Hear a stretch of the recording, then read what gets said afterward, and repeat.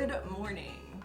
I am so excited to finally share with you guys some of the behind the scenes of our dining room renovation. When we first bought this house, I referred to this room as the red room because it was wall to wall red. The wallpaper was red on red like a damask print. The trim was red, the radiator was red. We knew when we first bought the house that it might be a little while before we could actually renovate in here. We had much bigger projects to worry about, like structural issues and stuff that's just way more important than, repainting a red room. So before we moved in, we did just a few little things, nothing crazy or major, but one of those things was that we pulled down the wallpaper in this room. Thankfully, underneath the wallpaper was just the bare plaster, which is not perfect, but it definitely felt a lot better than living with the red on red wallpaper for who knows how long. And it's been quite a few years in between taking down that wallpaper and now, but finally this spring was time to give this room the love it desperately deserved.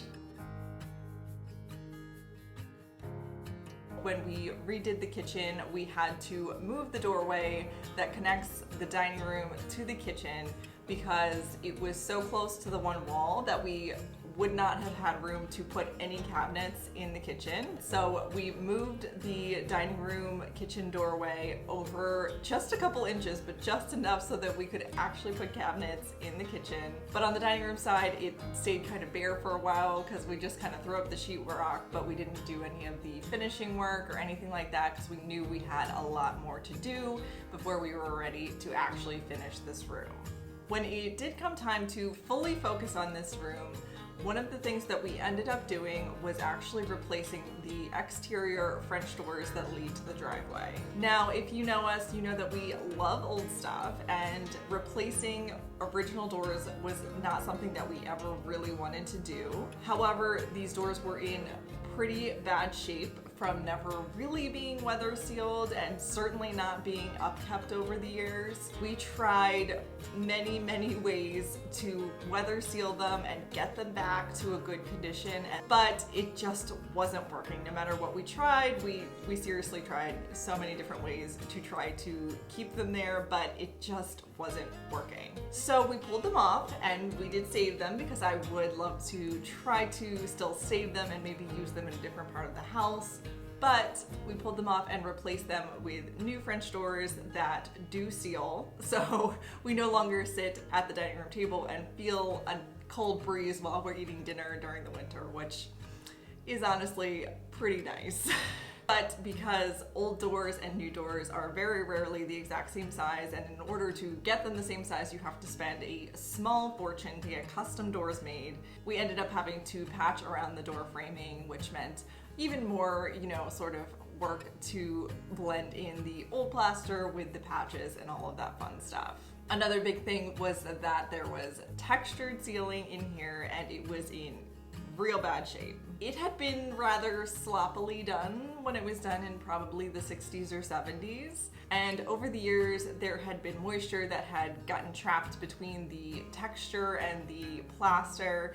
And so it was like bubbling up in some areas. It was like discolored. It was pretty gross looking, to be honest with you.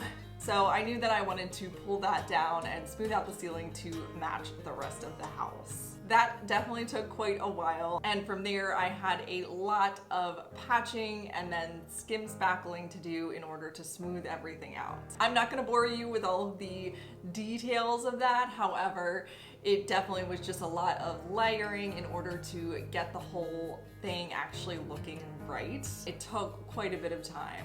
And while I was skim spackling the ceiling, I also, of course, had to go in and patch all of the walls that we had, where we had moved doorways and all of that stuff. And I had to blend sort of the new spackle into the old plaster, which I've done in a few rooms now. This was definitely a bigger project of blending the two than I've probably done. Mostly it's in smaller patches, but it was just a matter of doing lots and lots of layers and taking my time and really making sure that it was sturdy. And I'm really happy with how it came out. I think because so many of our projects have so many steps and they're not just sort of like coming in and painting. For me, painting feels like almost like the victory lap. Like, oh my gosh, we're almost done. We've done all of the hard, really tough stuff.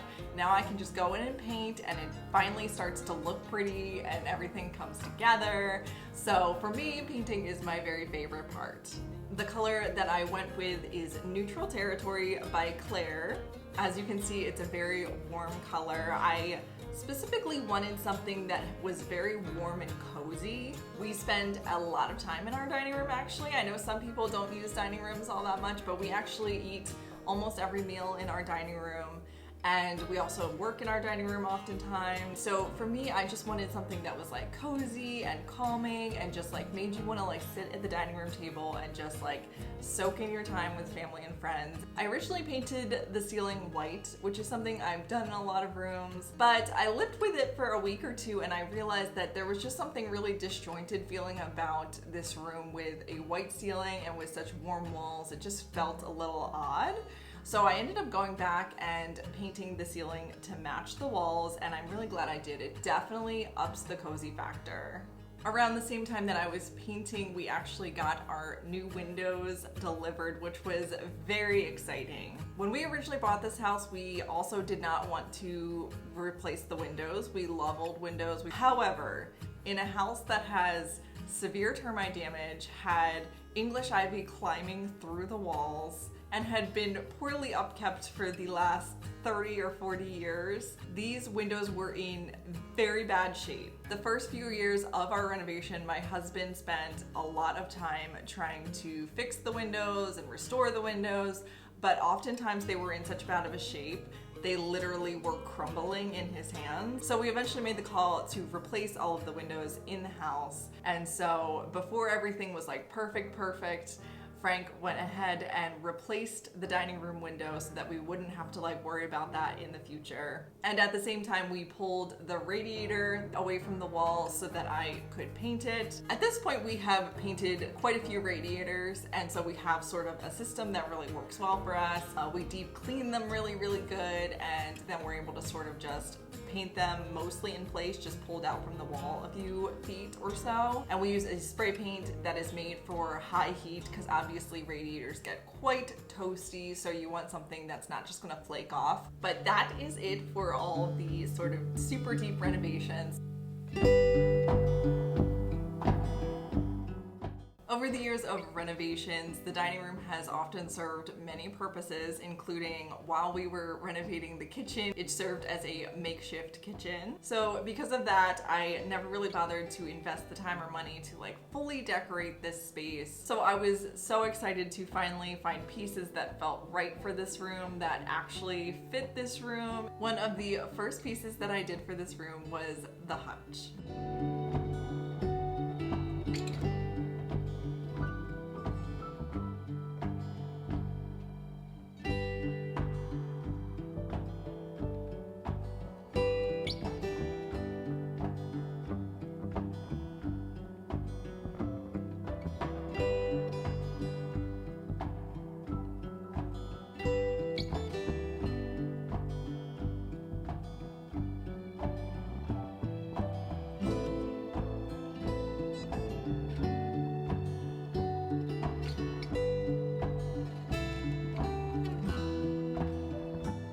And on to my favorite project. To say I was excited to finally get a table that sort of fit this space would be a little bit of an understatement. I definitely didn't want to buy something new, so of course I took to thrifting.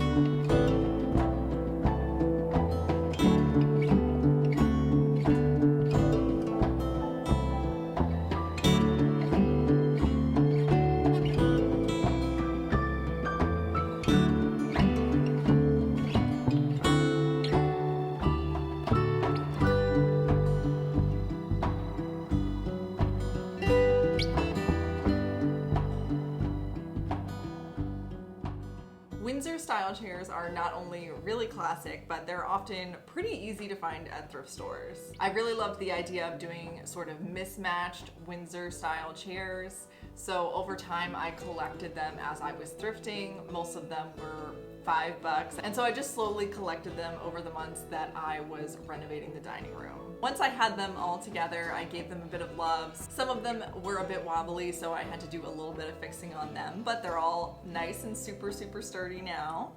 And after I fixed all of them, I gave them a light sanding, nothing too crazy, but just enough to sort of take the finish off.